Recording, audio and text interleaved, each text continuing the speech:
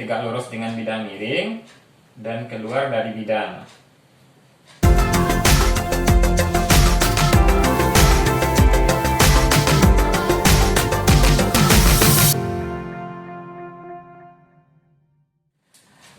Assalamualaikum warahmatullahi wabarakatuh. Kembali lagi di channel Rudi Hartono bersama Pak Rudi.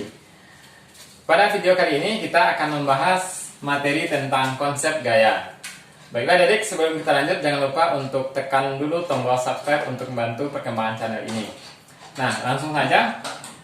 Kalau kita bicara tentang konsep gaya, berarti kita harus paham dulu apa itu gaya ya. Nah, gaya itu didefinisikan sebagai gangguan atau usikan yang diberikan terhadap benda. Nah, apa itu gangguan atau usikan? Contohnya adalah dorongan, atau tarikan, atau gesekan, atau bisa saja pukulan terhadap benda ya. Nah, ada beberapa jenis gaya yang sering muncul pada materi hukum Newton ini. Nah, yang pertama gaya berat. Gaya berat disimbolkan dengan W kecil ya. Nah, jadi kalau kita bicara tentang gaya, nanti ada besarnya, kemudian ada arah ya. Nah, gaya berat ini didefinisikan sebagai gaya yang dimiliki oleh benda bermassa yang berada pada medan gravitasi. Nah, jadi syaratnya ada massa, ada medan gravitasi. Nah, sehingga dirumuskan W itu sama dengan M dikali G, di mana M adalah massa benda, kemudian G adalah percepatan gravitasi. Ya, massa benda satuannya dalam kilogram, kecepatan gravitasi meter per sekon kuadrat. Oke, ini rumusnya.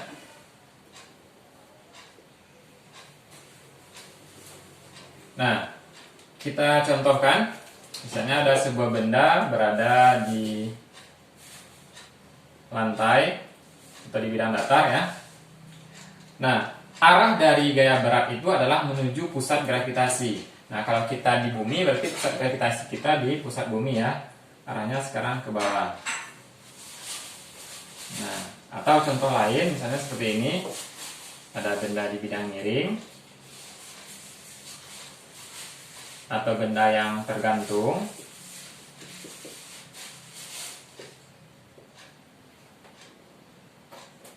Ya, maka ini arah gaya beratnya sama ke pusat bumi, ke bawah. Ini juga menuju pusat gravitasi atau pusat bumi. Nah, itu yang dimaksud dengan gaya berat. Kemudian gaya yang kedua, gaya normal, disimbolkan dengan N besar ya. Nah, gaya normal ini adalah gaya yang dialami oleh benda yang berada di bidang datar ya. Jadi gaya normal adalah gaya yang kerja pada bidang datar. Kita contohkan, misalnya ini ada balok berada di atas bidang datar. Kemudian kita ambil contoh yang lain, misalnya di bidang miring atau di dinding.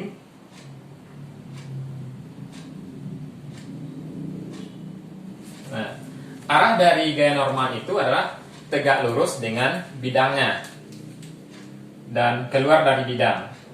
Nah, jadi ini gaya normalnya seperti ini ya, ini gaya normalnya. Kemudian untuk benda di bidang miring, gaya normalnya tegak lurus dengan bidang miring dan keluar dari bidang. Oke, seperti ini. Kemudian pada dinding, tegak lurus dengan dinding berarti arahnya ke kanan ya. Nah, di sini nampak bahwa gaya itu tegak lurus dengan bidang yang bersentuhan dengan benda. Jadi syaratnya gaya normal ini adalah benda itu bersentuhan dengan bidang ya Dedek. Nah, untuk rumusnya tidak ada secara spesifik, nanti ditentukan sesuai dengan persamaan hukum Newton. Kemudian yang ketiga, gaya gesek atau gaya gesekan, simbolkan dengan F kecil. Nah, gaya gesekan dibagi dua. Yang pertama gaya gesekan statis.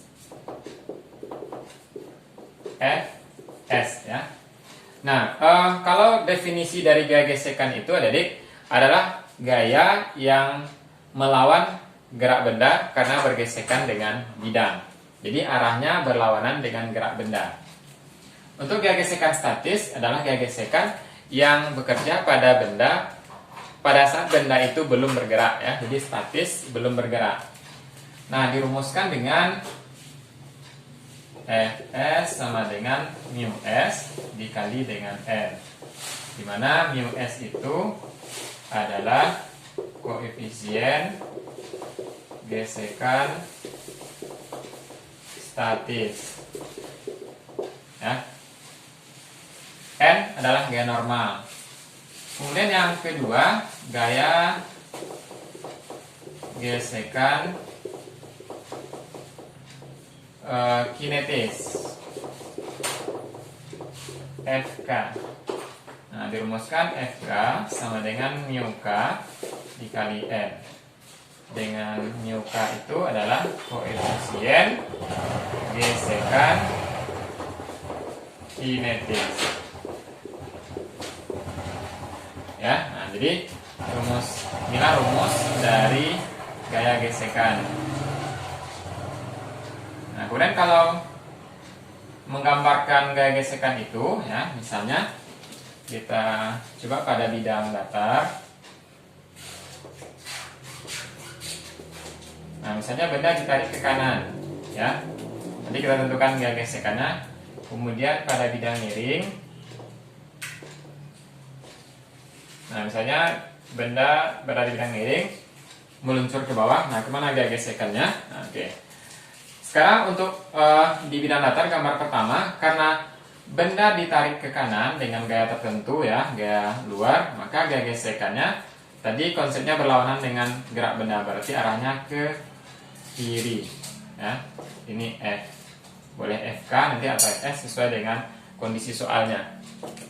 Kemudian balok di bidang miring, karena nanti balok ini akan meluncur ke bawah ya, maka gaya gesekannya mengarah ke atas sejajar dengan bidang miring ya. Nah, itu konsep pada gaya gesekan. Kemudian yang keempat, jenis gaya berikutnya, gaya tegangan tali.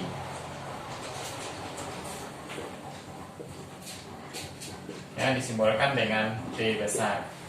Nah, gaya tegangan tali adalah gaya yang timbul akibat benda dihubungkan dengan tali ya. Jadi jelas adik, karena ada tali berarti nanti ada gaya tegangan tali.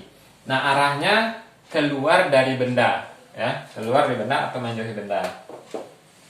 Contohnya kalau kita gambarkan, misalnya pada katrol itu biasa ya.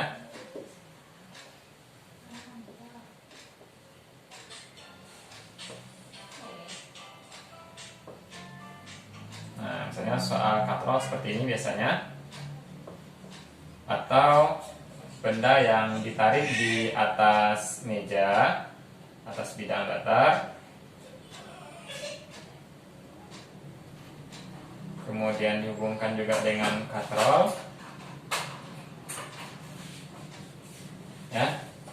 Nah, sekarang kita tentukan arah gaya tegangan talinya. Tadi konsepnya tegangan tali itu arahnya menjauhi benda. Berarti untuk benda, misalnya ini benda A, ini benda B ya. Untuk benda A, tegangan talinya mengarah ke atas. Untuk benda B juga seperti itu, arah ke atas.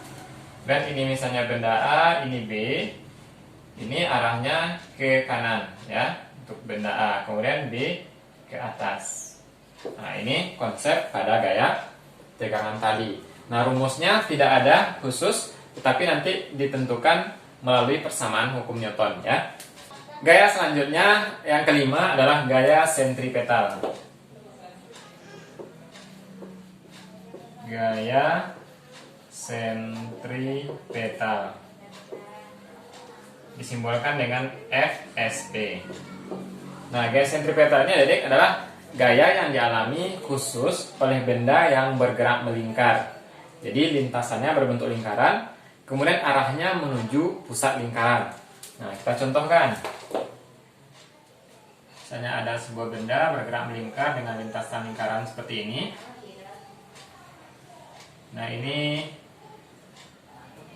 misalnya tali, ya, benda yang diikat dengan tali kemudian diputar, ya, kemudian bergerak melingkar. Nah, arah gaya sentripetal itu menuju pusat lingkaran.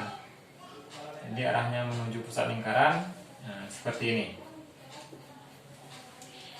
Kemudian untuk rumusnya, FSP atau gaya sentripetal itu dirumuskan dengan M dikali ASP. Nah, karena ASP itu percepatan sentripetal, rumusnya V kuadrat per R, atau boleh juga omega kuadrat kali R, maka FSP rumusnya M dikali V kuadrat per R, atau M kali omega kuadrat dikali R. Nah, inilah rumus dari gaya sentripetal, ya.